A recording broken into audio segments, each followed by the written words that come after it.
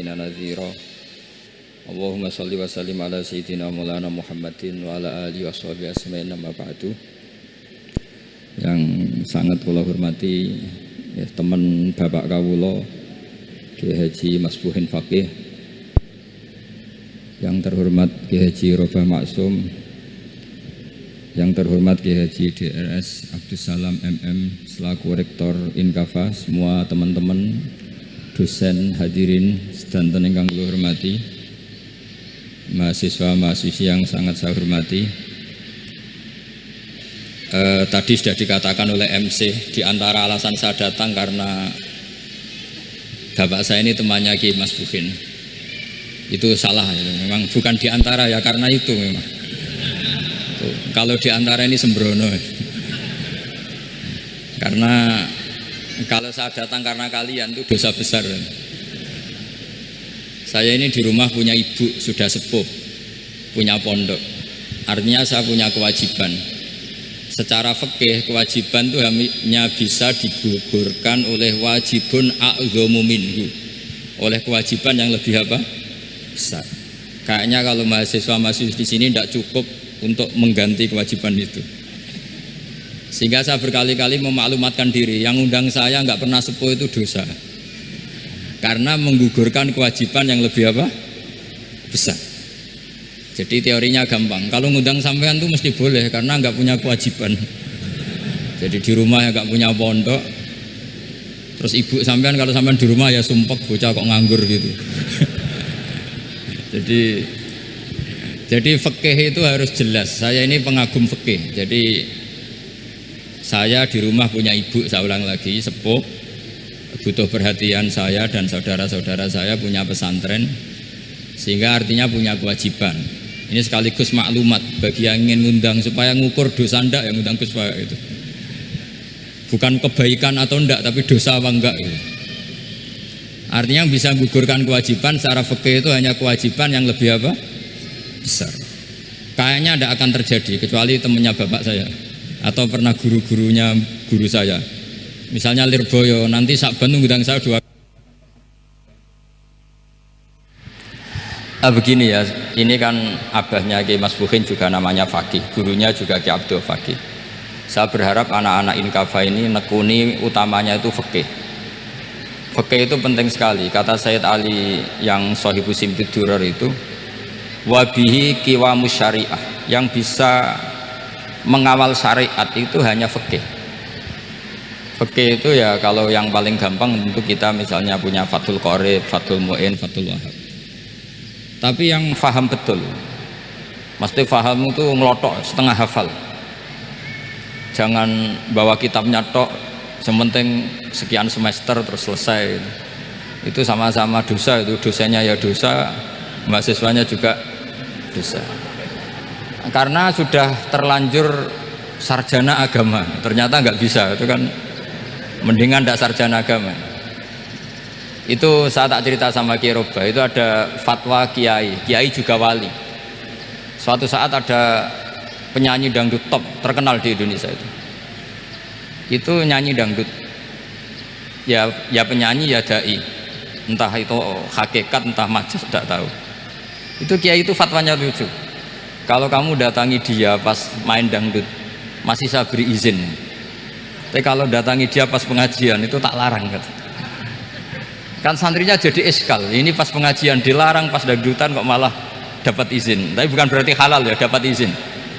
Dapat izin kan potensinya bisa karena dilarang lah ya tetap belerot. Terus suatu saat si santri ini setengah wali, tidak wali tapi setengah. Lama-lama itu memahami gurunya, ternyata sirinya begini. Kalau seorang penyanyi yang tidak pernah ngaji kemudian ngomong agama, itu potensinya itu fadallu wa adallu, sesat dan menyesatkan. Tapi kalau dia sedang nyanyi dangdut, penyanyinya cowok, sama jangan bayangkan dangdut putri, enggak, itu cowok sudah tua lagi. Jadi potensi halalnya ada lah maksudnya untuk, tapi tidak alat musiknya, orangnya.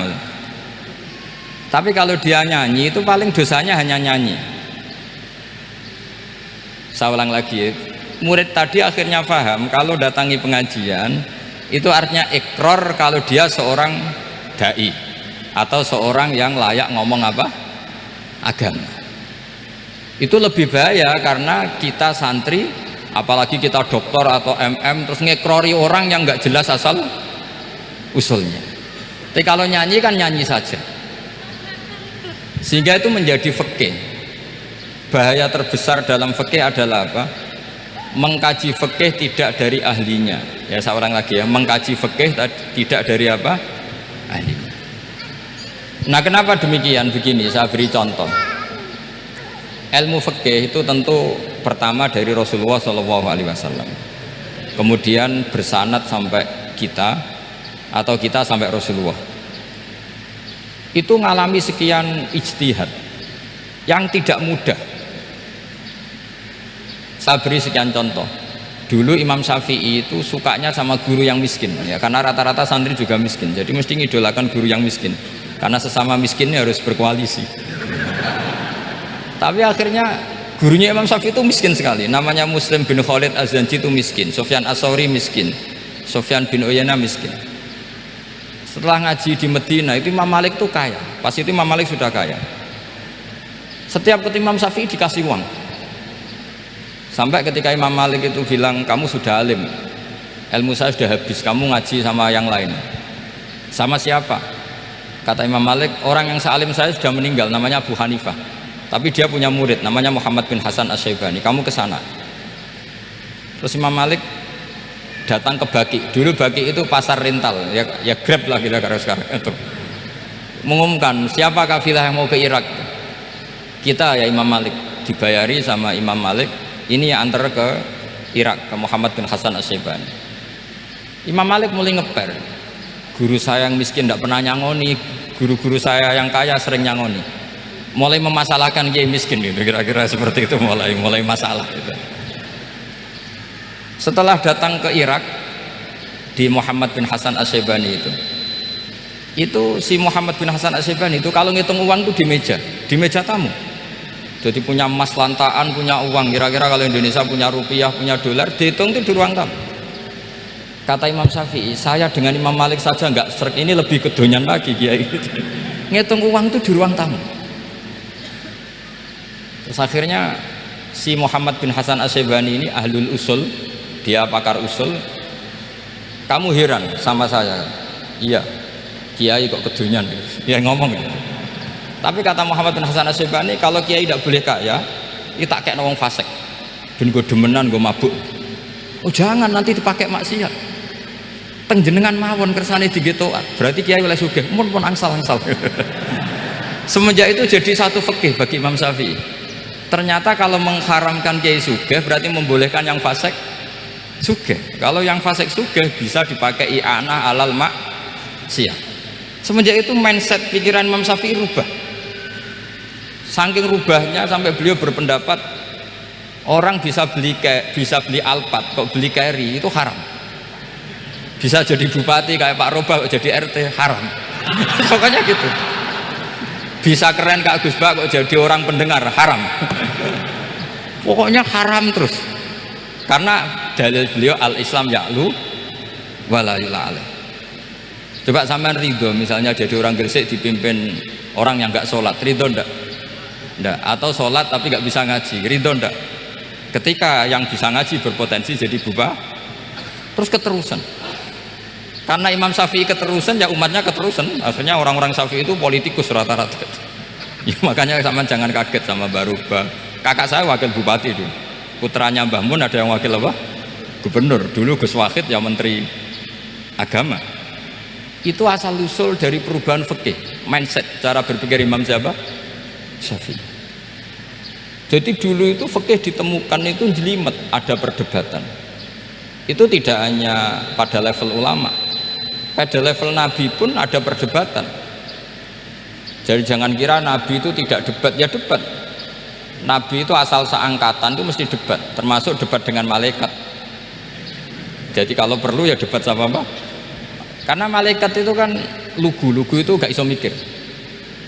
Karena kalau malaikat iso mikir bisa jadi rektor.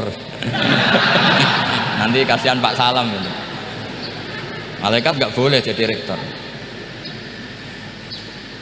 malaikat Israel itu nggak tahu etika. Jadi beliau ketika mau membunuh, mencabut nyawanya Ibrahim, datang, ya Ibrahim, saya ini disuruh nyabut nyawa kamu. Kata Ibrahim, wah kamu itu pasti salah. Kamu tahu saya siapa? Saya ini Khalilur Rahman, kekasih Allah. Masa kekasih membunuh yang dikasih? Ini nggak benar, logika itu nggak benar. Pasti kamu salah. Karena Israel itu tidak bisa debat. Ketika ditanya, hal ra'aita khalilan yumitu khalilah, masa kekasih membunuh yang dikasih? Saya ini Khalilur Rahman. Masa Allah mencintai saya kemudian membunuh saya? Itu logika agak benar. Tidak, keliru, kamu itu keliru. Israel akhirnya terbang lagi. Ya Allah, katanya logika saya ini salah. Karena masa kekasih membunuh yang dikasih? Karena Israel nggak pernah sekolah, nggak pernah sekolah, nggak bisa dia jawab. Akhirnya diajarin Allah. Dah kamu bilang gini ke Ibrahim, hal ra'aita khalilan yakrahu ayyalqa khalilah. Masa kekasih tidak siap ketemu yang dikasih? Dibalik logikanya. Akhirnya datang lagi ke Israel, kata Allah begini, masa jenengan kekasihnya tidak siap ketemu yang kau kasih? Oh ya oke, mati, gak apa-apa. Jadi ilmu itu ngalamin perdebatan. Jadi saya datang murni karena Kiai Mas Buhin, bukan karena MC. Itu dosa besar kalau saya datang karena MC. Karena saya punya kewajiban yang lebih besar. Jadi yang bisa mengalahkan adalah a'dzama minhu, yang super besar kira-kira gitu. Karena jelas ada riwayat inna min abaril birri silatar rajuli ahla wuddi abi. Ya, inna min abaril birri silatar rajul ahla wuddi abi. Di antara kebaikan yang sangat baik adalah seseorang menyambung teman bapaknya. Padahal sampean kan nggak mungkin teman bapak saya. Teman saya aja nggak mungkin, nggak level apalagi bapak saya kan. Jadi malah mohal itu. Jadi ilmu itu harus mengalami satu gesekan, karena logika itu bisa dibalik. Nah, karena ilmu itu mengalami satu gesekan, satu logika yang bisa kayak iya kayak enggak, sehingga jargon di dunia ijtihad itu begini, ra'yuna shawabun yahtamilul khata' wa ra'yuka khata'un yahtamilus shawab. Pendapat saya benar tapi mungkin salah, tapi pendapat kamu taruhannya salah dulu tapi yang mungkin benar. Jadi mustahid, kalau kata mustahid itu lucu ngomongnya, itu ra'yuna shawabun yahtamilul khata', pendapat saya tarifnya benar dulu tapi yang mungkin salah. Kalau pendapat kamu salah tapi ya mungkin benar atau mungkin bisa salah, ya tidak tahu, pokoknya mungkin benar. Nah, kenapa demikian? Begini, di luar masalah tauhid, saya ulang lagi, di luar masalah tauhid itu tentu ada masalah-masalah yang sifatnya ijtihadiyah. Ya, saya ulang lagi, yang sifatnya apa? Ijtihadiyah. Dan ijtihadiyah ini nggak pernah selesai, karena muqtadul hal, konteks kesejarahan maupun konteks kesempatan itu tidak sama. Dulu kiai-kiai itu ngaramkan dasi, ngaramkan celana, karena yang celananan, yang dasinan itu penjajah, sehingga mantasabbaha biqaumin fahuwa minhu. Tapi lama-lama kiai-kiai itu ya pakai dasi, pakai celana, ya karena dianggap sudah tidak mantasabbaha biqaumin fahuwa minhu. Ini ngalami pergeseran. Semua ijtihad itu ngalami pergeseran. Lalu pertanyaannya begini, lalu ijtihad apa Gus yang permanen? Yang permanen ya ijtihad dengan alatul ijtihad, dengan alat-alat apa? Ijtihad. Saya beri contoh misalnya begini. Nabi Musa itu yang ngalami ijtihad. Kata beliau, karena kangen Allah, itu ingin melihat Allah karena kangen. Rabbi arini anzur ilaik. Qala lan tarani walakin anzur ilal jabal. Ya sudah, namanya orang kangen ya ingin melihat, ya sudah gitu aja. Sehingga ahli ilmu kalam itu berdebat. Kalau kata ahli sunnah, karena Nabi Musa minta ingin melihat Allah, berarti melihat Allah itu jaiz, mungkin. Karena Nabi gak boleh bodoh meminta sesuatu yang mohal. Maka antipatinya ahli sunnah terhadap pendapat Mu'tazilah itu antipati. Karena menurut pendapat Mu'tazilah Allah itu qadim, Allah itu laisa kamislihi syai'un, sehingga gak bisa dilihat. Pertanyaannya adalah, berarti Nabi Musa meminta sesuatu yang mohal, itu bodoh sekali sampai gak tahu mana mohal mana apa jais. Makanya kata Imam Ghazali, masa Nabi Musa yang nabi nggak tahu kalau melihat Allah itu mohal, sampai minta berarti nganggap itu jais atau boleh. Itu cara pandang orang-orang ahli sunnah apa wal jamaah. Tapi tetap saja sebagian ulama itu ya balelo, yang kayak Mu'tazilah itu ya balelo, cara berpikir pokoknya itu karena kangen, bukan karena mungkin atau tidak mungkin. Jadi nggak mungkinnya tetap tidak mungkin. Terus mereka dalil la tudrikul absar wa huwa yudrikul absar. Nah, sudut pandang ini akan terus. Ada seorang wali ditanya, kalau kamu di surga ingin melihat Allah apa enggak? Jawabnya enggak. Kenapa aja? Kasihan Allah. Terus kenapa aja? Unazzihu dzalikal jamala an nadzari misli. Saya tidak ridho Allah yang hebat, yang keren, kemudian sing delok di rumah aku wong gresik. Koyok gak ngergani pangeran. Sebenarnya sing delok Allah ben golongane Nabi Muhammad, Nabi Ibrahim, kowe ora usah ngilangi keren maksudnya itu. Jadi ada ulama itu jadi wali kalau sholat itu karena di soft belakang, tapi jangan ditiru. Itu kan gak lazim ya, lazimnya kan afdhalus sufuf as-saful awal. Ketika ditanya kenapa kamu kalau sholat di belakang, cek GR koyok wani suwan pangeran gue ngarep, aku sungkan dadi gue gurih lagi. Kalau sampean kan karena males, bukan karena sungkan. Jadi itu artinya rasa ya. Makanya nggak bisa, nggak ada ijtihad itu tidak mungkin karena perasaannya orang itu beda-beda.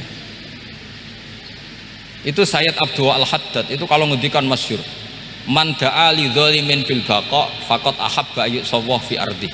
Orang yang mendoakan orang fasik masih hidup, gak mati-mati, itu berarti suka kalau Allah dimaksiati di buminya. Wong fasik kelakuannya rak maksiat, nak mbok dongakno mari, itu berarti kamu ingin Allah didurakani terus menerus karena si fasik masih hidup. Tapi kalau Abdul Hasan As-Sadili cara ngendikan gini, kalimatnya persis. Man ahabba alla yu'sawwahu fi ardi faqad ahabba alla tadhharu maghfiratuh. Orang yang ingin dunia ini steril, gak ada maksiat, maka sama saja berkeinginan tidak melihat luasnya maghfirahnya Allah. Sama-sama wali besar, tapi cara pandang hubungannya dengan Allah seperti itu. Jadi mau tidak mau, istihad itu mau tidak mau. Makanya tidak usah dipertentangkan misalnya cara berpakaian, cara apa, yang penting sesuai aturan Islam ya sudah. Karena ini urusan rasa. Urusan apa? Rasa. Itu Syekh Hasan Basri itu sering jagongan sama Robiah Hadawiyah. Itu secara fikih salah. Tapi pas itu ulama fikih ditanya, kenapa Anda tidak komentar terhadap dua wali besar yang sering ketemu? Andai kan semua santri seperti itu akan saya halalkan, kata. Karena nggak mungkin punya nafsu. Sehingga fikih dulu memang masih asli. Kamu lihat di takrib misalnya, lelaki melihat perempuan itu nggak boleh kecuali sekian alasan. Termasuk boleh itu li taklim karena mengajar, atau lil muamalah. Lah ini yang mulai masalah. Ada warung kopi, penjaganya cantik, santri-santri ngopi. Ini lil muamalah katanya. kan kasus ya. Mau disalahkan tuh ada takbirnya.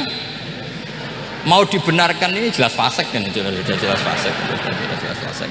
Maksudnya sudah fasik sebelum itu ditambah itu, jadi fasiknya permanen. Nah pertanyaannya adalah, kalau kamu ngajar mbak-mbak kemudian hafal yang cantik yang enggak, itu taklim lin nazar apa nazar li taklim? Itu taklim apa modus? Makanya kalau ngopi cari bakul yang cantik, itu muamalah untuk nazar apa nazar untuk muamalah? Loh, kalau saya ngopi dengan kirobah pasti halal. Karena begini, berjalan saja bareng capek, nggak tahu itu warungnya siapa, terus berhenti ngopi, kebetulan bakulnya cantik. Nah itu mungkin halal karena kan saya tidak milih-milih, ingin ngopi kebetulan bakulnya cantik. Kalau kamu kan nggak apal daftarnya. Wah itu mesti haram itu mesti haram itu. Karena berarti kan kamu menjadikan ngopi ini modus. Gue jagani nak takok pangeran, do kok nazar muamalah Gusti muamalah. Itu mesti modus. Maka fikih itu harus dikawal oleh tasawuf. Kalau ndak, semua hukum fikih bisa diakalin. Makanya Imam Bukhari punya satu bab namanya Kitabul Khiyal, bab mengkhilaf fikih. Beliau itu antinya sama Abu Hanifah itu luar biasa. Nggak ada ulama dibenci Imam Bukhari kayak Abu Hanifah. Masyhur itu. Untungnya beliau nggak menangi Abu Hanifah. Kalau menangi geger terus ya. Bisa bahsul masail terus ya.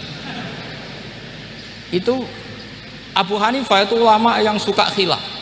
Khilah itu ngerekayasa hukum. Misalnya begini, saya ini puasa agak lemes, ujian agak lemes, apalagi kiai serapati di duit, santri beling-beling lemes gitu. Apa mangan ini kan, wah poso-poso kok mangan kan gak keren. Supaya saya bisa makan dan halal, saya bisa ngajak Kiai Robai ya jalan-jalan, jalan-jalan nyari yang jarak 2 marhalah, ya sudah. Terus bisa makan. Kalau ditanya Allah kok makan, musafir. Jadi bolehkah insya'us safar menciptakan pergi demi untuk supaya boleh iftar? Boleh enggak cara jenengan? Coba kok enggak boleh, alasannya apa? Kan pergi.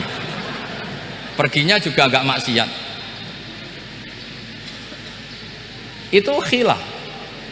Tapi Sayyid Muhammad, Abu Ya Sayyid Muhammad bin Alawi, Sayyid Muhammad itu membela Abu Hanifah, artinya membela jangan semua khilaf itu diharamkan.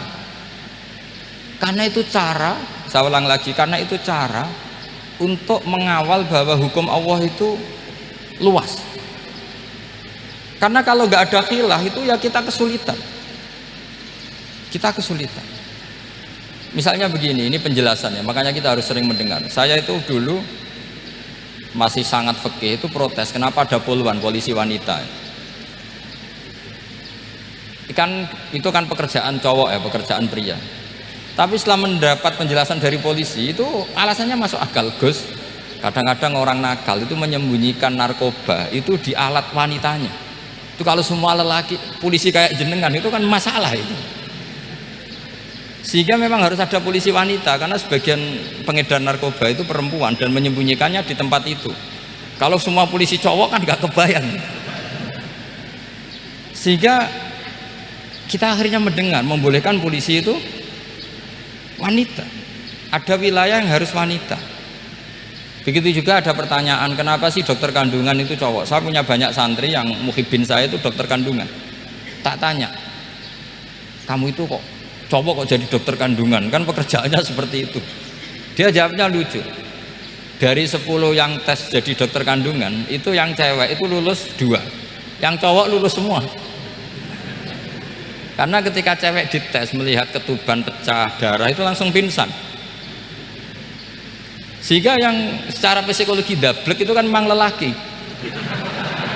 Jadi roh wongnya sewakit santai. Kadang nggak lahir-lahir dinteni nang jopo rokokane santai. Itu kalau cewek yang jadi dokter kandungan itu nunggu jam 11, jam 4 sudah pingsan. Nah ini cerita, bukan berarti saya menghalalkan, enggak. Kita harus mendengar, saya ulang lagi, kita harus apa? Dan itu setelah mendengar itu nanti jadi disiplin ilmu, yaitu namanya fikih. Saya berkali-kali cerita di mana-mana cerita, fikih itu harus dievaluasi. Karena ini masalah furu'iyah. Saya berkali-kali cerita di mana-mana cerita. Hukum berteman orang fasik gimana? Pasti orang jawab haram karena takut ketularan orang fasik. Tapi kalau dibalik, hukumnya bina orang fasik gimana? Ya baik, umatnya Nabi bisa bina kalau berteman. Kamu bisa bina orang fasik tanpa berteman? Gak bisa. Jadi kalau dibalik, hukum berteman orang fasik gimana? Haram. Hukumnya bina orang fasik baik, bisa bina kalau berteman. Berarti berteman orang fasik ya terus nanti pada level lapangan sih gampang. Kalau yang soleh membina yang fasik dan yang fasik ketularan yang soleh, maka ternyata baik. Kalau yang soleh ketularan fasik ya berarti ternyata buruk. Tapi kan hukum masa nunggu kenyataan, kan jadi nggak hukum. Di mana-mana hukum itu kan ada asumsi, karena ini masalah ijtihad. Nah itu yang dilakukan para ulama kita. Jadi sampean harus mengkaji fikih secara detail, karena tidak hanya kita yang khilaf. Nabi-nabi juga khilaf dalam menentukan dakwah ilallah. Wali-wali kita kayak Abdul Hasan Asyadili sama Sayyid Abdul Al-Haddad itu juga khilaf. Imam Ghazali ya khilaf. Imam Suyuti itu kalau ketemu Al-Qastolani itu saling tidak nanya, saking nggak cocoknya, masyhur itu. Jadi ulama ya ora cocok. Bedanya nak saiki perkara partai. Kalau orang dulu enggak, karena pakai asumsi, karena memang susah. Nggak misalnya memang tak bedai, tak beri yang nggak misalnya ada orang rukuk kemudian ngentut, itu sholatnya batal apa enggak? Enggak, jawab saja. Enggak, orang sholat kemudian pas rukuk kentut atau kelihatan auratnya, sholatnya batal apa enggak? Batal. Lah itu keliru nih sampean, itu salah dosennya mesti itu. Pertanyaannya gini, yang dikatakan sholat itu kan aqwalun wa af'alun muftatahatun bitakbir muftatamatun bitaslim.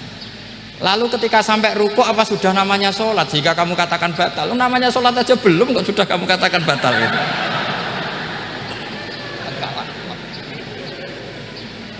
Iya kan?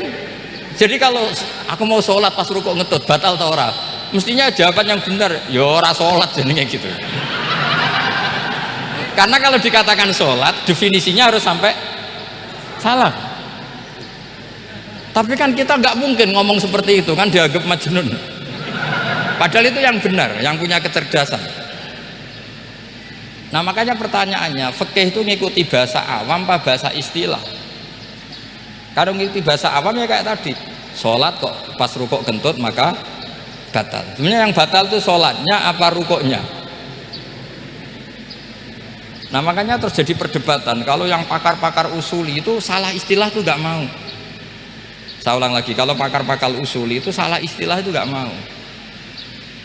Terus misalnya tak beri contoh lagi, kalau imam itu sudah salam pertama itu yang rukun kan salam pertama, berarti setelah salam pertama imam sudah keluar dari sholat apa belum? Sudah kan? Yakin?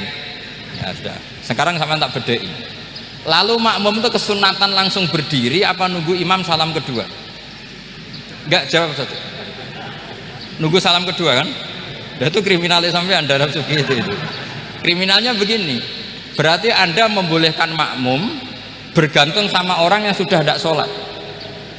Kata kamu setelah salam pertama dia sudah tidak sholat, berarti kamu menginstruksikan makmum berhubungan dengan orang yang sudah tidak sholat, karena sudah keluar dari sholat ketika salam pertama. Kalau kamu didebat gitu gimana jawabnya? Pusing kan? Berarti robtul makmum bisolatiman sing wis laisa fi sholatin, berarti menggantungkan sholat sama orang yang sebetulnya sudah tidak sholat. Ada yang jawab, sebagian ulama fikih tetap disunatkan menunggu salam kedua, karena salam kedua itu masih paket meskipun tidak rukun, dia paketnya selesai. Tapi selalu pertanyaannya gini, lalu setelah salam pertama itu imam masih sholat gak? Udah sampai rapat dijawab tuh. Nah ini pentingnya bodoh gak mikir. Jadi makanya bodoh itu barokah karena gak mikir. Jadi soalnya Rabbana ma khalaqta hadza batila. Sing bodoh ya barokah, sing pinter ya barokah. Sing ra barokah itu maksiat. Wis ora ono barokah blas. Maka kan fikih itu seperti itu. Jadi ada disiplin, di situ ada disiplin ilmu. Yang kadang kita tidak cocok. Makanya Imam Syafi'i sendiri ngendikan, kadang beliau dengan gurunya, dengan Imam Malik sampai ngarang ikhtilafu Malik. Beliau punya data yang beliau itu sedang nggak sama dengan gurunya, yaitu Imam siapa? Malik. Karena mindsetnya itu beda. Tidak sampai misalnya saya tanya, sholat itu harus menghadap kemana? Tidak, jawab saja. Kiblat kan? Ukurannya apa coba? Namanya madhep. Wajah apa dada? Imam Syafi'i milihnya dada. Sekarang praktekkan dalam dialog keseharian. Saya jagungan sama Ki Eropa seperti ini, terus wajah saya begini, madhep enggak? Nah itu masalah. Terus pertanyaannya, madhep dengan dada itu fis sholat apa fil qiyam?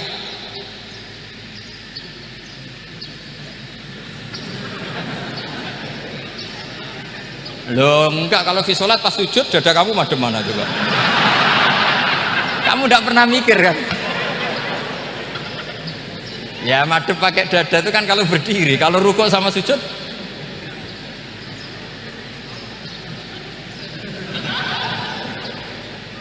Lah itu ulama itu jelimet gitu. Makanya jarang yang menekuni profesi ulama itu. Menekuni proposal banyak karena memang susah. Jadi ulama itu orang yang cara berpikir sudah aneh. Sehingga mereka detail. Maksudnya menghadap itu apa ukurannya? Ukurannya kalau berdiri ya dada, tapi nggak bisa kamu katakan at-tawajjuh bisodri, aturan dalam sholat, fikuli sholat. Pertanyaannya lah kalau rukuk sama sujud, dadanya menghadap kemana coba? Maka itu ilmu yang sudah jelimet. Nah ulama usul fikih, ulama yang nggak mau salah per detail hukum.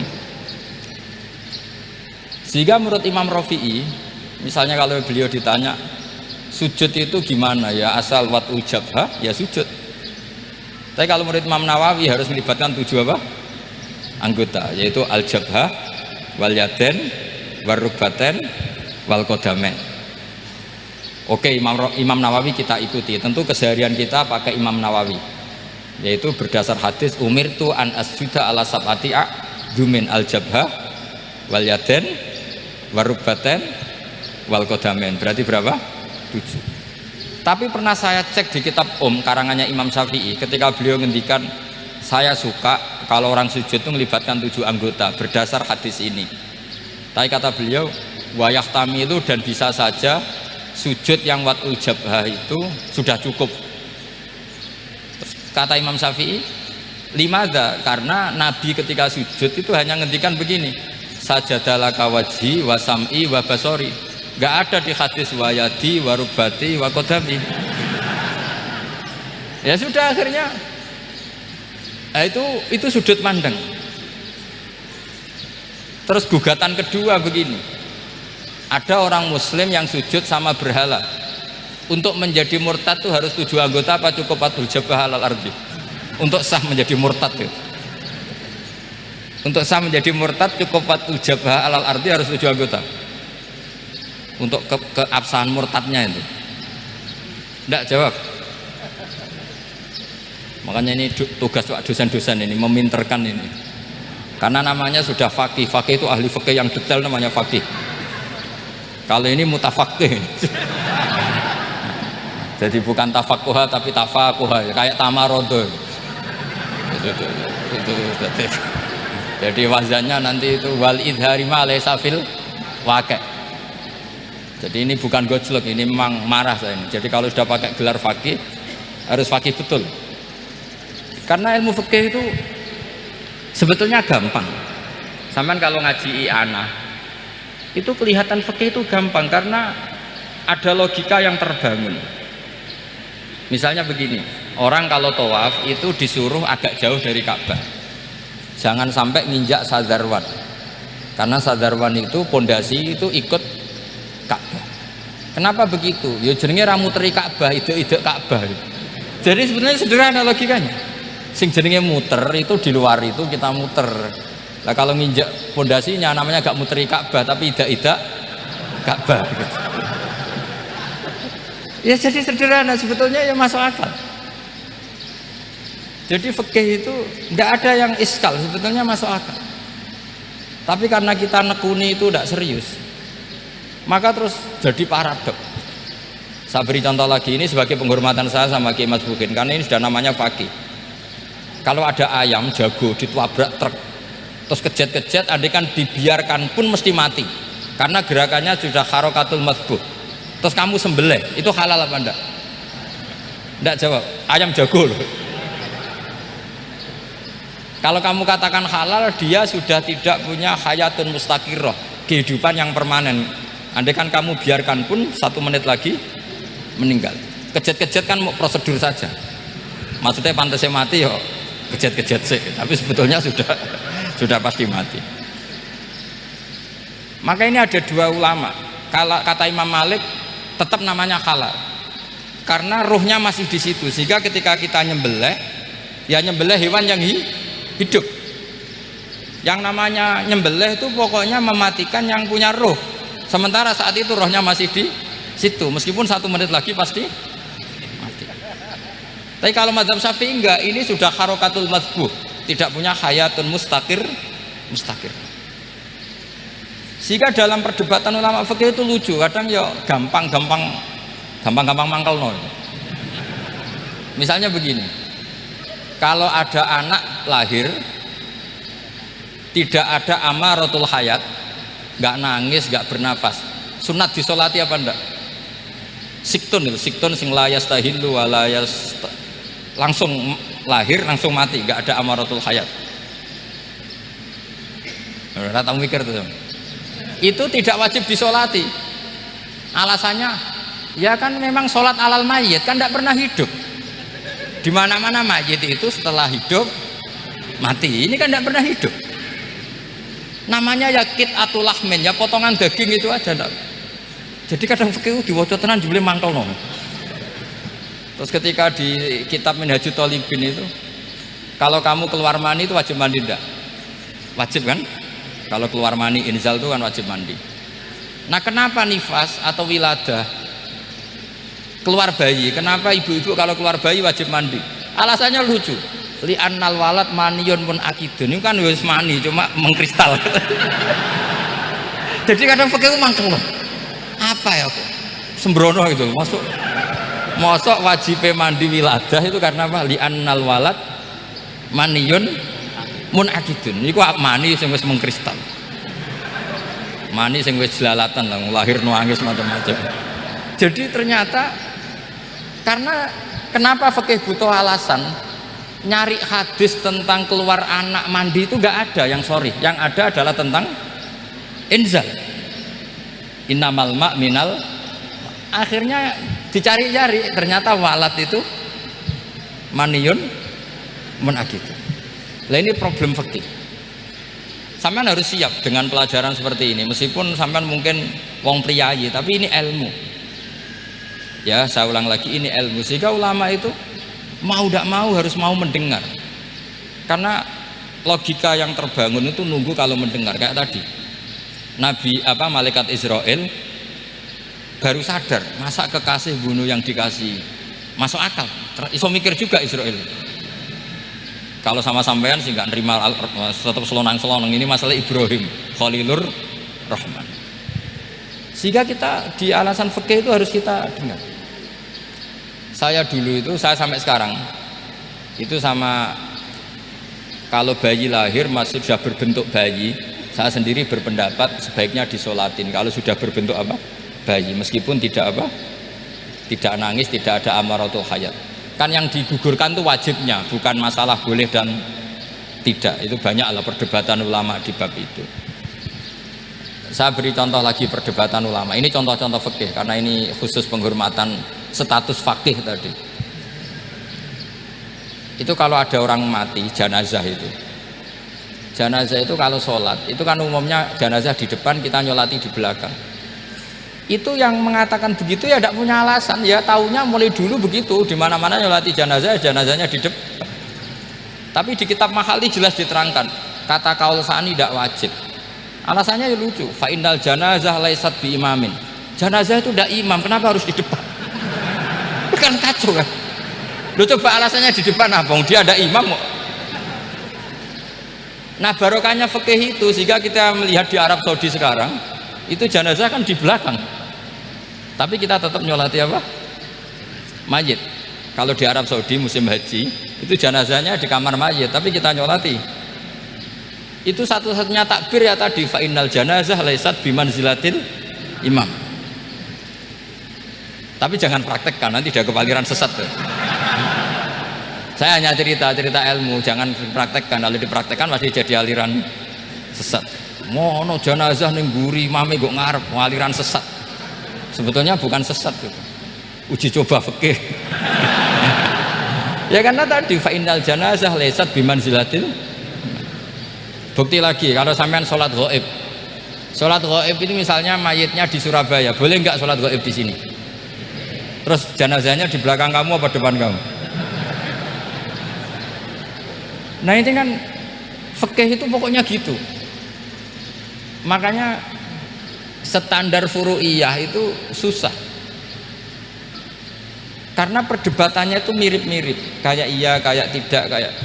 Makanya dulu zaman sahabat, ada sahabat itu mencintai Rasulullah, senengannya sowan, bukti cinta sowan. Banyak juga yang sahabat bukti cinta Nabi itu tidak pernah sowan. Alasannya ganggu. Kenapa kamu jarang sowan Nabi? Saya sering jamaah sama Nabi, saya tidak pernah sowan. Kenapa? Ganggu. Biar Nabi kalau di rumah sama anak istrinya, saya tidak mau ganggu. Makanya saya termasuk kiai yang gak pati seneng disowani. Karena ya itu tadi. Kalau mulang seneng saya, kalau disowani biasa saya. Kalau Kiai Roba itu nilai, nak pernah sepuh jadi rasuan nilai. Jadi beda. Saya sering ditilii kiai-kiai sepuh. Tapi bahasanya tentu tidak sowan, tapi nopo nilai. Kalau sowan itu banyak. Ketika Rasulullah wafat, itu separuh sahabat hampir mayoritas, ya Rasulullah kita semua ingin kita dulu yang meninggal karena engkau begitu penting. Maka jangan meninggal dulu, kita yang meninggal. Kalau kita yang meninggal itu nggak apa-apa, tapi kalau engkau penting jangan meninggal. Tapi ada saja sahabat, lah tidak seperti itu. Saya suka Rasulullah meninggal dulu. Alasannya masuk akal. Biar Allah menyaksikan saya kama usaddikuhu hayyan usaddikuhu maitan. Allah biar menyaksikan saya iman kepada Nabi ketika masih hidup, dan saya buktikan setelah mati pun, setelah meninggal pun, setelah wafat pun iman. Jadi ternyata baisnya itu supaya orang tahu bahwa iman kita kepada Nabi itu iman yang super, sehingga ketika beliau sugeng ya kita iman, setelah wafat juga kita iman. Kai usaddikuhu maitan kama usaddikuhu hayyan, supaya saya mentasdikkan beliau setelah meninggal sebagaimana kita mentasdikkan beliau saat masih hidup. Dan ternyata Allah ridho dengan perkataan sahabat itu. Kenapa Allah ridho? Karena menjadi pelajaran bagi orang-orang yang ditakdir gak menangi Rasulullah SAW. Tetap mereka iman. Jangan kayak setan itu kurang ajar betul kalau iblis itu. Masyhur itu, iblis itu nangis-nangis neng Nabi Musa. Iblis itu takutnya sama Allah itu luar biasa, sampean kalah.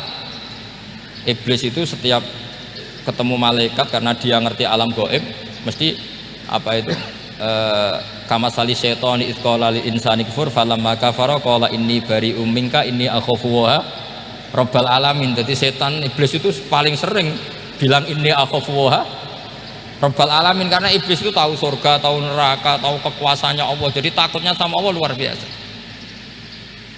Makanya setiap dia mengajarkan kekafiran, setelah orang itu kafir gimana? Inni bari'um minka inni akhafu wa rabbal alamin. Saking takutnya sama Allah, suatu saat iblis ini datangi Nabi Musa karena tahu Nabi Musa itu kalimullah, orang yang bisa komunikasi langsung dengan Allah. Ya Musa ya kalim Allah, saya ini makhluk, saya takutnya sama Allah luar biasa, tolong rayukan Allah supaya nerima tobat saya. Karena dirayu terus, lama-lama Nabi Musa bilang oke, tak rayukan Allah sama Allah. Karena Musa kekasihnya, ya Allah iblis itu ingin tobat, tolong dikasih hak tobat. Kata Allah oke, dia bisa tobat asal mau sujud di makamnya Nabi Adam, karena kesalahannya dia gak mau sujud sama Nabi Adam. Semenang Nabi Musa karena ada cara untuk iblis menjadi tobat. Dikasih tahu sama Nabi Musa, alhamdulillah kamu diterima tobatnya. Syaratnya apa? Sujud ke kuburannya Nabi Adam. Wah iblis atau aslinya terus asjuduhu maitan wa qatla asjuduhu hayyan. Zaman urip aku ora gelem, pomene wis mati. Oh dasar setan itu. Zaman urip aku ora gelem, wis mati kok kon sujud. Kumat maksudnya terus ya sudah, terus sampai sekarang akhirnya. Kalau sekarang sudah tidak mungkin lagi karena nggak ada Nabi Musa sudah. Jadi ijtihadnya sahabat melihat wafatnya Rasulullah itu beda-beda, dan ternyata semuanya diridhoni Allah. Karena ternyata yang suka Nabi wafat dulu adalah ingin supaya umat Islam tetap mencintai beliau, iman sama beliau, tasdik sama beliau, sebagaimana tasdik zaman sugeng. Makanya kita harus mencintai guru-guru kita. Uhibbuhu maitan kama uhibbuhu hayyan. Saya sampai sekarang itu ya merasa Mbah Mun itu tidak meninggal. Saya masih merasa kalau bapak saya tidak meninggal, karena kita mencintai beliau-beliau ketika hidup dan ketika wafat itu sama. Karena beliau-beliau sama kita juga seperti itu. Rasulullah itu ketika mendekati wafat, ya bahasa halusnya intaqala ila rafiqil a'la. Itu Nabi kalau ngedikan tuh rileks sekali. Hayati khairun lakum wa wafati khairun lakum. Cung aku nak uripku ya apik, engko nak aku wis kapundhut ya apik. fa amma hayati fali asunna lakum as-sunan. Sebagian riwayat fa innakum tuhadditsuna anni wa uhadditsu ankum. Kalau saya masih hidup, saya bisa mengajarkan kamu sunnah, mengajarkan kamu tradisi-tradisi yang benar. Dan ketika aku mati, ketika aku sudah wafat, maka saya jejer Allah, kata Nabi. Saya berdampingan dengan Allah, maksudnya dekat Allah. Tentu bila kaifin walan hisor. Terus sudah fa inna amalakum, amal-amal kamu diperlihatkan ke saya. Berhubung saya sudah dekat Allah, kalau amal kamu baik, saya muji Allah. Kalau amal kamu buruk, saya langsung mintakan ampun kepada Allah. Jadi Nabi rileks sekali. Artinya saya hidup bagus karena bisa mengajarkan kamu as-sunan wasyara'i. Kalau saya wafat karena saya dekat Allah. Kalau kamu baik, saya muji Allah. Kalau kamu buruk, saya mintakan ampun kepada guru-guru kita juga seperti itu. Justru setelah wafat, beliau-beliau punya kesempatan dekat sama Allah, dekat sama al-malail a'la, sehingga mendoakan apa? Kita.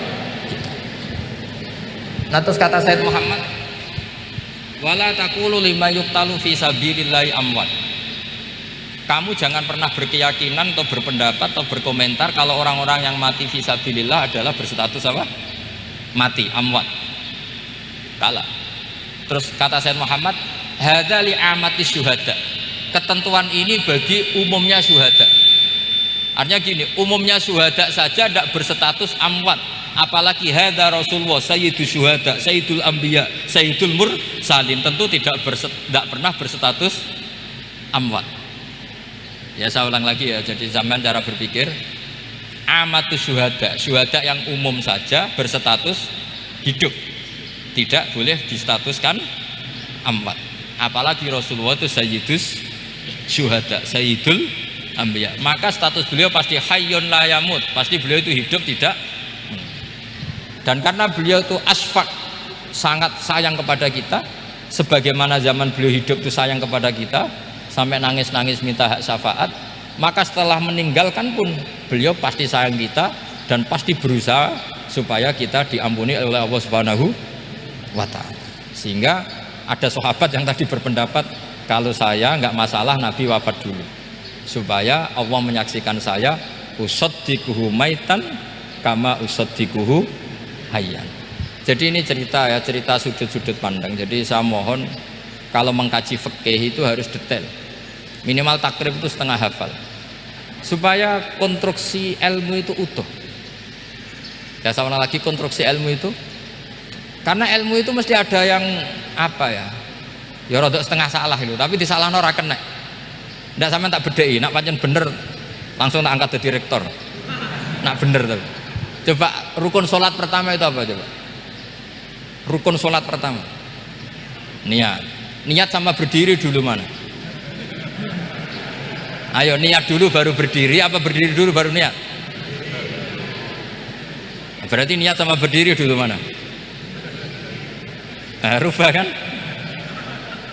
Artinya kita mau bilang tartib urutannya niat, berdiri, takbir, gak bisa. Yang dikatakan niat itu apa? Qasdus syai' muqtaronan bifi'lihi. Berarti niat sama takbir harus bareng apa urutan? Bareng. Terus dengan qiyamnya urutan apa bareng? Bareng apa urutan? Loh enggak, kalau urutan berarti takbir dulu, duduk, baru berdiri. Nah, maka seperti ini itu mau tidak mau kita salah, dikatakan tartib ya salah, dikatakan serentak ya salah. Cuma karena kita bodoh, gak tahu mikir itu, alhamdulillah kan di situ itu. Lo coba niat sholat, niat takbir qiyam dulu mana? Niat takbir qiyam dulu mana coba? Dulu qiyam. Enggak ada kitab yang mengatakan arkanus sholat awaluha. Oh, dianggap kitab kriminal mesti. Makanya ngendikane ulama-ulama di sarah-sarah, mau ndak mau sebagian istilah itu tasamuh itu wis digawe gampang ngono kok repot. Karena kita ndak bisa detailnya. Coba misalnya puasa Ramadan itu wajib apa? Tabyitun niat, nginepno niat. Sing darani nginep itu umure lama apa enggak? Lama kan? Sekarang sebelum 2 menit kamu baru niat, sah apa enggak? Sah. Itu sempat nginep apa enggak 2 menit itu? Enggak sempat kan. Jadi ilmu itu makanya kata ulama-ulama pokoknya ilmu itu mesti ono unsur tasamuh. Tasamuh itu ya digawe gampang. Apa? Digawe gampang. Misalnya Imam Syafi'i berpendapat mashu ba'dir roksi, itu kata beliau walau sa'rotan fi hadir roksi, meskipun satu rambut asal masih di wilayah kepala, tapi kalau rambut itu dikeliwir dibasuh di sini nggak sah karena sudah keluar dari batas apa kepala. Imam Syafi'i cara berpikir kan ya ngene iki jenenge basuh sirah. Tapi cara Abu Hanifah enggak. Ya enggak, yang namanya megang kepala itu ya minimal 1/4 lah. Masa gitu dikatakan megah. Lalu ulama usul fikih itu berdebat.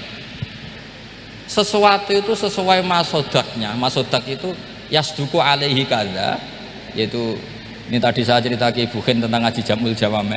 Ini ilmu yang di Jamul Jawame. Sesuatu itu ukurannya mayasduku alaihi kadza apa dengan takrif definisi. Misalnya gini, sholat itu batal dengan makan. Kalau kamu sholat makan batal nggak? Nggak, jawab saja. Batal. Itu satu upo apa satu piring? Nggak, jawab saja. Satu upo sudah batal. Sekarang bab makan di ngurmat tamu. Cong tamuku keimangan. Iku sak upo apa sak piring?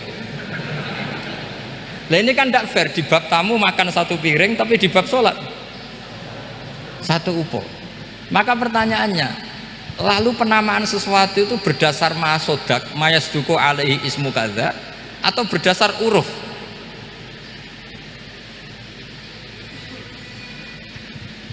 Ukurannya apa coba? Maka terus jadi perdebatan. Nah ini di sini ini pentingnya ulama karena ya sekarang saya bedai sekarang. Cengkeh itu wangi apa enggak? Kategorinya cengkeh. Wangi kan, kalau orang bikin kue tar pasti pakai apa? Cengkeh. Pakai wedang ronde supaya manis, apa wangi dikasih apa? Cengkeh. Nah itu saya berkali-kali cerita, pernah mau dipikirkan orang Islam itu nggak boleh rokok karena dianggap pakai apa? Mewangi karena ada apa? Cengkeh. Tapi terus didebat, kalau gitu berarti orang Jumatan sunat rokok karena Jumatan disunatkan pakai pewangi. Wah itu kan akhirnya tuh, wah iya repot ya kan. Jadi kalau cengkeh kamu kategorikan pewangen, yang orang Islam nggak boleh rokok karena pakai cengkeh yang wangi, konsekuensinya orang Jumatan sunat rokok karena berarti di masjid pakai apa? Pewangi. Kan sesat semua ya, jadi itu ilmu. Makanya selain fikih mateng itu ada ilmu yang namanya usul fikih. Usul fikih itu yang neliti itu mayasduku alaihi kadza. Jadi yus ngono iku darani ngono. Saurang lagi ngono iku wis darani ngono, ora perlu roh detail. Ya saya ulang lagi, ora perlu roh detail. Makanya Abu Hanifah itu misalnya basuh wajah, wis angger kecelok ngene iki basuh wajah. Nek Imam Syafi'i kan detail. Mimbaini mana bitis sya'ri sampai ila somahe uzunehi ila dzakon. Terus mana bitis sya'ri Imam Syafi'i nambah apa? Ghaliban. Kenapa ditambah ghaliban? Karena kalau orang budak mana bitis sya'rinya di sini. Jadi itu fikih. Jadi fikih itu jelimet. Padahal kita ini nggak pernah berpikir secerdas Imam Syafi'i, tapi akhirnya ya mikir juga. Nah, gak ditambah ghaliban, mana bitis sya'rinya orang budak kan? Sini. Terus sekarang perdebatannya, orang budak basuh maskur roksi di sini sah enggak? Karena tadi itu wajah apa kepala kan gitu. Kan jadi bingung gitu. Ya makanya ini mukadimah saya supaya sampean lebih disiplin belajar apa? Fikih, dan setidaknya didiskusikan lah kitab-kitab Minhajut Thalibin atau kitab-kitab Mahali. Karena di situ nanti ada perdebatan, dan perdebatannya itu indah sekali. Kayak tadi ada yang mengatakan jenazah harus di depan, tentu dalam kondisi normal kita ingin jenazah itu di depan, tapi ada kondisi itu tidak normal kayak di Masjid Haram. Lalu solusinya gimana? Ya kita ngikuti kaul sani, fa innal janazah laisat bimanzilatil imam. Tapi kalau di sini normal ya sudah, kita sholat ya normal aja lah. Masa jenazahnya di belakang kamu sholat, nanti jenazahnya iri, sekali-kali di depan aja kok gak boleh gitu. Malah jadi repot nanti. Jadi karena apa ya? Kalau kita mengkaji tidak panjang itu bahaya. Karena ilmu tadi, ilmu itu ada logikanya. Imam Ghazali dalam bab warid sama maurud itu gak setuju sama Imam Syafi'i, dia Maliki. Ya kalau dalam mazhab Syafi'i yang populer kan kalau ada najis airnya sedikit kan dikucurkan supaya al-ma'u itu warid. Kalau warid punya kekuatan menghilangkan. Tapi gak boleh najis diletakkan di bejana yang ada airnya namanya maurud. Tapi Imam Ghazali dalam hal itu ngikuti Imam Malik, gak ada bedanya warid sama maurud. Karena logika Imam Ghazali gini, misalnya ini ada najis ya mik ini ada najis di sini atau sarong lah, contoh paling gampang kan sarong, ini sarong najisnya di sini, kamu kucuri. Ketika kamu kucur, air yang lewat ini kan tidak ada dua kola, kemudian ketika terkena najis mutanajis kan. Kalau dia sudah mutanajis, dia punya kekuatan menghilangkan najis apa enggak? Enggak kan, karena dia sendiri berstatus mutanajis. Artinya begini, meskipun ini disorno itu bukan berarti najis gak campur. Nah terus sampean misalnya bantah, tapi kucurannya wakil terus nanti semua tersisa hilang. Ya kalau gitu nggak ada masalah kan, pertanyaannya kan karena banyu itu satu ciduk. Sehingga Imam Syafi'i mengatakan cara berpikir Imam Ghazali, air itu oleh Allah dikatakan mutahhirun, mensucikan. Ya sudah, kalau ada air berarti mensucikan, baik caranya warid maupun maurud. Bukan karena air itu menghilangkan najis, karena tadi logikanya yang sudah kena najis, air ini sudah berstatus mutanajis, berarti pas mulai lewat ke bawah dia statusnya apa? Mutanajis, ke bawah lagi berstatus mutanajis. Misalnya sampean bantah, tapi mutanajis ini kan dihilangkan oleh air di atasnya. Iya, kalau ada jaminan air berikutnya bisa menuntaskan. Nah najisnya bandel, gandok kan terus panjang perdebatannya. Makanya kata Imam Ghazali, sudah dalam hal itu saya ikut Imam Malik. Ikut Imam Malik, anggar ana najis kok is disori banyu ne ora mutaghayyir, ya ngono iku jenenge nyucekno. Mergo banyu oleh Allah distatuskan mutahhir, mensucikan. Dadi ora usah bayangno sing jlimet-jlimet. Nah itu namanya masodak. Wis keceluk basuh ambek banyu. Berarti wis keceluk mensucikan. Itu juga satu kefiah dalam usul fikih. Ya sudah seperti itu. Ya kayak sampean kangen anak lah. Kangen anak itu ketemu wis cukup ta ora? Cara sampean wis cukup. Tapi cara anake sampean ketemu tok ra nyangoni. Nah. Lalu ukurannya itu ukuran anak apa ukuran orang tua? Enggak ukuran anak apa ukuran orang tua? Definisi ketemu lalu. Ukuran orang tua apa ukuran anak? Sama khilafnya ulama. Ini terakhir, contoh terakhir dari saya. Fasyamu salasati ayyamin fil haji wa sab'atin idza raja'tum. Ada pelanggaran haji yang bayarnya itu puasa 3 hari di musim haji dan 7 hari ketika pulang. Imam Syafi'i berpendapat 7 hari yang idza raja'tum ketika pulang itu orang itu setelah di rumah. Di mana-mana pulang itu setelah di rumah. Tapi menurut Abu Hanifah enggak. Asal sudah balik kanan dari Mekah, dia di perjalanan puasa sudah sah. Karena bagi penduduk Mekah, kalau kamu sudah balik kanan namanya pulang. Seperti ini saya nanti, setelah acara saya pulang. Pasti Kiai Roba kalau ditanya, Gus Bak kemana? Sudah pulang. Tapi tanyakan istri saya. Jadi orang sini kalau saya sudah pamit, sampean bilang saya pulang enggak? Gus Bak kemana? Sudah pulang. Tapi tanyakan istri saya. Belum pulang. Lalu ukurannya ini jenengan apa istri saya? Lah mau nggak mau harus, karena Allah hanya ngendian wasab'atin idza raja'tum, dan 7 hari ketika kamu sudah pulang. Ukurannya siapa coba? Ukurannya penduduk Mekah apa keluarganya? Kalau ukurannya penduduk Mekah, asal orang haji sudah cabut ya disebut pulang. Tapi kalau ukurannya keluarga, asal belum sampai rumah belum disebut pulang. Itu yang seperti kita dulu ketika era Wesel, zaman Ki Mas Bukin, Ki Roba Mondok, saya kan era Wesel. Angger wong tua bar ngeposno, anakku wis tak kirimi kan gitu. Wong wis diposno. Tapi masih 3 hari. Jari anake, durung dikirimi. Bener mana coba? Ya kira-kira seperti itulah usul fikih. Saya mohon anak-anak Inkafa ini mengkaji itu. Dengan status fakih itu orang yang mutafannin, mutabakhir fil fikih. Itu baru disebut apa? Fakih. Kalau enggak namanya apa? Mutafakih. Itu bukan fakih tapi berpura-pura apa? Berpura-pura ahli fikih. Ya, tentu sekolah ini bukan diciptakan untuk yang berpura-pura fikih, tapi memang benar-benar apa? Fakih. Ya, saya kira demikian. Mohon maaf. Assalamualaikum warahmatullahi wabarakatuh.